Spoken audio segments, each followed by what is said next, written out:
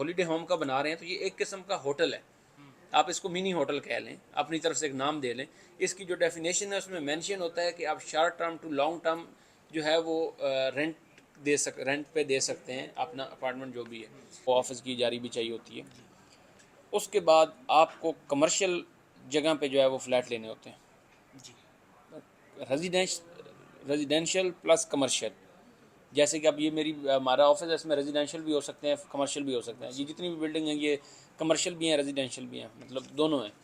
एक होती है बिल्कुल बीच में बिल्डिंग फंसी हुई जिधर कोई कमर्शियल बनता ही नहीं है, तो वो फिर रेजिडेंशियल, उसमें आप वो नहीं कर सकते। बराबर। कमर्शियल बिल्डिंग आप लेंगे मतलब जो कि रोड को टच करती हो कहीं ना कहीं से, या उसमें कोई शॉप हो या कुछ इस तरह की एक्टिविटी हो, चाहे विला ले लें, मोस्टली विलों ने लिया हुआ।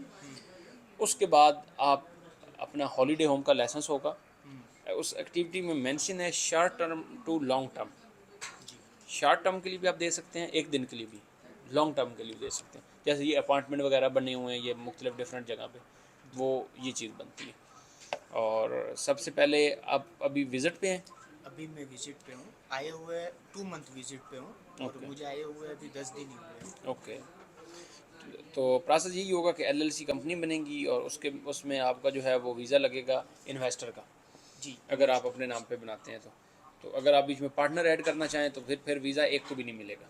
नहीं, पार्टनर नहीं है, सिंगल ओनर ही हाँ, लेना चाहता हूँ, 100% ओनरशिप। और बिग ब्रदर है तो वो जब आएंगे तब उसके हिसाब से वीज़ा वीज़ा अगर मेरे नीचे जो पार्टनर बनाएंगे तब वो अगर हो सकता है तो मुश्किल नहीं है।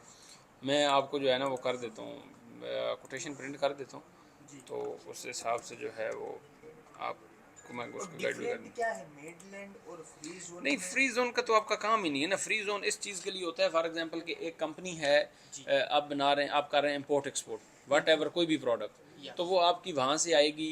जैसे कुछ लोग ई कामर्स कर रहे हैं, तो ई कामर्स का लाइसेंस आप मेन लैंड में ले लें तो वो बेवकूफ़ी है, क्योंकि आपने काम ही ऑनलाइन करना है। हाँ। वो फिर उसके लिए 110 ई कामर्स ही सूटेबल है। एक लाइसेंस है जी आपका, आपने करनी है वेबसाइट डिज़ाइनिंग या सोशल मीडिया या कुछ भी, तो उसके लिए भी ई कामर्स बेस्ट है। एक है कि आपने सिर्फ वीज़ा रखना है किसी पर्पज़ के लिए, उसके लिए भी जो है फ्री जोन बेस्ट है। कोई किसी किस्म की भी इंपोर्ट एक्सपोर्ट करनी है उसके लिए भी फ्री जोन बेस्ट है। लेकिन जब आपने काम करना है, जैसे जी। आप अपनी कोई चीज़ बेचना है, आप ग्रोसरी बनाना चाह रहे हैं, जी। आप रेस्टोरेंट बनाना चाह रहे हैं, आप ये डॉक्यूमेंट्स कंपनी करना चाह रहे हैं, कंसल्टेंसी करना चाह रहे हैं, फिर आपको फिजिकल उस लाइसेंस ऑफिस होना चाहिए ना, या जी। कोई। अब फ्री जोन में आप बंदों को किधर सुलाएंगे? या तो फ्री जोन के अंदर ओपन करेंगे ना। जब आप हॉलीडे होम का बना रहे हैं तो ये एक किस्म का होटल है। आप इसको मिनी होटल कह लें, अपनी तरफ से एक नाम दे लें। इसकी जो डेफिनेशन है उसमें मेंशन होता है कि आप short term to long term जो है वो रेंट पे दे सकते हैं अपना अपार्टमेंट जो भी है। तो होटल में भी तो यही होता है ना। इसमें फिर ये है कि होटल की अप्रूवल स्ट्रिक्ट होती हैं, ये अप्रूवल, ये अप्रूवल, ये अप्रूवल।